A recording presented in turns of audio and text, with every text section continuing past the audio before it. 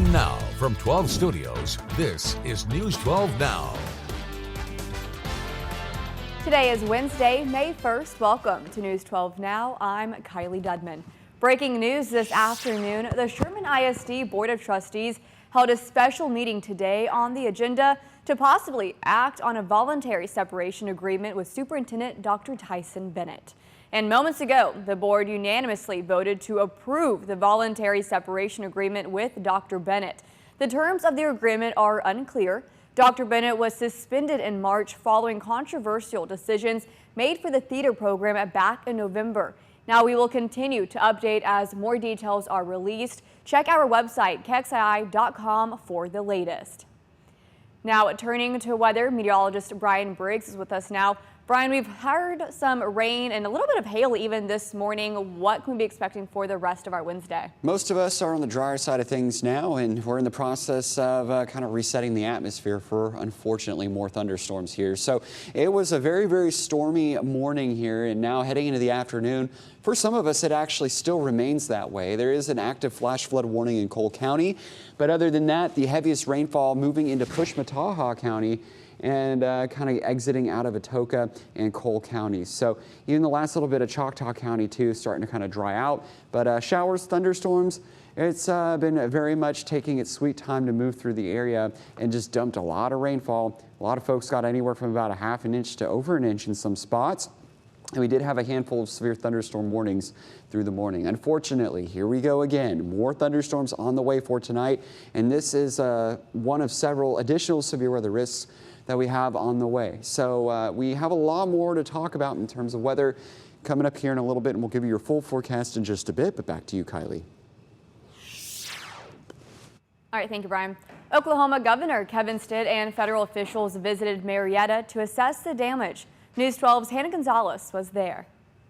Destroyed homes and businesses, streets filled with rubble. Those were the sights seen by Oklahoma Governor Kevin Stitt, FEMA Administrator Deanne Criswell, and U.S. Senator James Lankford as they visited Marietta Tuesday. We're assessing the damage right now. All three walked through Mercy Health Hospital, which will have to be rebuilt due to the destruction and water damage. We did an emergency declaration just right off the bat so we can ask for some federal help. Their first priorities is to help uninsured families and small businesses. We're working through this together.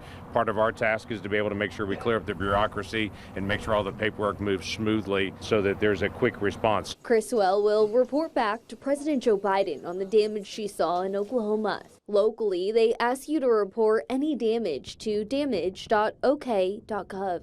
It's just heartbreaking, kind of gut-wrenching. I've never seen anything like this. The two people who lived here did not feel comfortable speaking to us on camera. Jake Bones, who is helping the family, says it will take days to sort through what is salvageable. There's not much left of the home. It's pretty much destroyed. Without a storm cellar, the pair bunkered down in the bathtub. Both came out without a scratch. Come out and help clean up. There's a lot around the town that needs to be cleaned up. Most of the cleanup crews we've seen are strictly volunteers, neighbors lending out a hand in a time greatly needed. In Marietta, Hannah Gonzalez, News 12. As cleanup continues across southern Oklahoma, insurance claims are coming in at a steady clip. The Oklahoma Insurance Department says hundreds of homeowners have already filed. The department says homeowners will have to be patient, though. For those filing claims, the department says you should document everything before you start picking up the pieces. And Oklahoma Insurance Commissioner Glenn Mulready says to be vigilant and not let bad actors add on to the problem. Every big storm, every disaster, we will hear stories of someone who's been scammed or fraud that has taken place. And so if someone's knocking on your door, do not do business with them. Do not sign anything. Do not write a check. Do not give anyone money. For more information, you can find this story on our website at KXII.com. If you experienced any damage on your property from the recent tornadoes, the Love County Assessor's Office is asking you to reach out to them so they can come look at your property.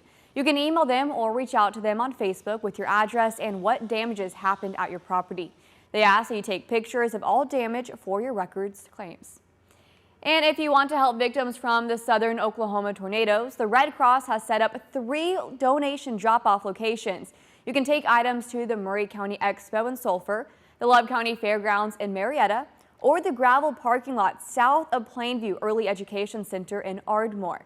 Items needed include bottled water, diapers, trash bags, and work gloves. But the Red Cross says financial donations are the best and quickest way to help. The web address and phone number are on your screen. Shelters are also open for those needing a place to stay. They are at the First Baptist Church in Sulphur and the First Christ Church in Ardmore.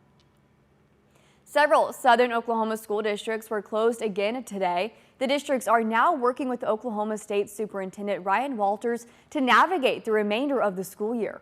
Sulphur Public Schools will remain closed as some buses were damaged and school buildings were flooded from Saturday's storm. And although the city of Marietta experienced widespread damage, thankfully the campuses were spared. To get back some sense of normalcy, and move forward so that we can kind of touch base with our kids and see what their needs are at this point. Ardmore and Plainview Public Schools were not damaged by Saturday's tornado. Both districts are back in school. Now, all of these schools are working with the state to help faculty, students, and staff impacted by the storms. And taking a look at our local headlines now. Yesterday, a wanted man was arrested for choking out a woman pregnant with his child. According to Paris police, around 9 in the morning yesterday, an officer was called out to the 3000 block of NE Loop 286, where they found 18-year-old Travion DeMarcus Johnson, who was wanted on a third-degree felony warrant. The warrant was from an incident occurring back in February of this year, where Johnson had choked a woman that was 7 months pregnant with his child. Johnson was booked today for felony warrant assault of a pregnant person. The Texoma Council of Government has announced that they have run out of funding for new applicants this year.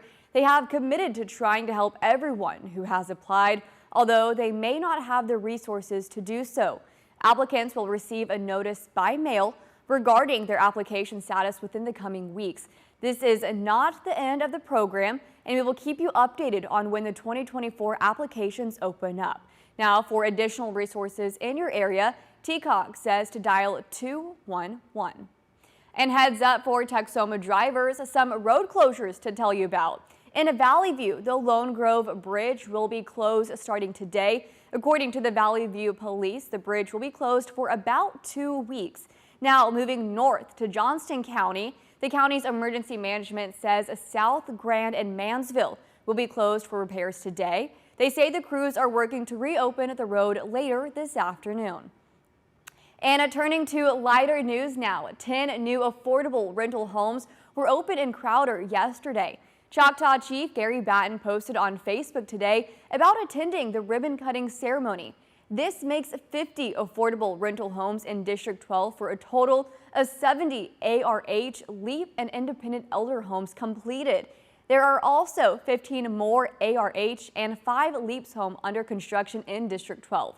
Now, to learn more information or apply for an ARH, contact the Choctaw Nation Housing Authority.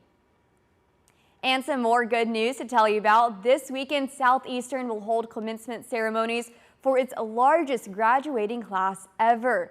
The spring 2024 class will have 823 walking the stage in Durant.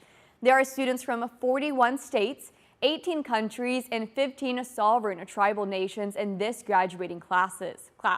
There are also 332 first-generation graduates. A big congratulations to all those graduating this weekend.